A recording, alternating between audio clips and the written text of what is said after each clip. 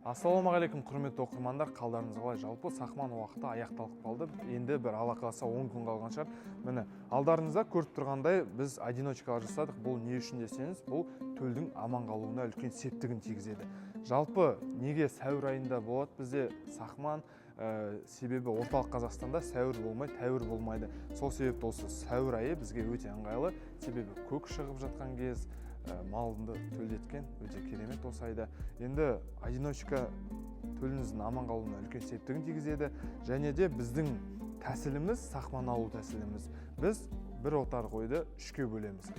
Ол қалай десеңіздер, қазіргі таңда бір күн, екі күн қоздаған қойларды бір отарға қоямыз. 2 апта болғанда ол отардан екінші отарға ауыстырамыз. Жалпы қоздамағандар отары бар, қоздағандар, одан 2 апталық қозылардың отары бар. Солай біз бүкілін қарап отырамыз. Мысалы, төлдейтінін күтеміз, төлдегендерін бөлек бағамыз. Солай өте керемет сақман алуға болады. Біздің ақпаратымыз пайдалы болса, бізге тіркеліп, лайк басуды ұмытып кетпеңіздер.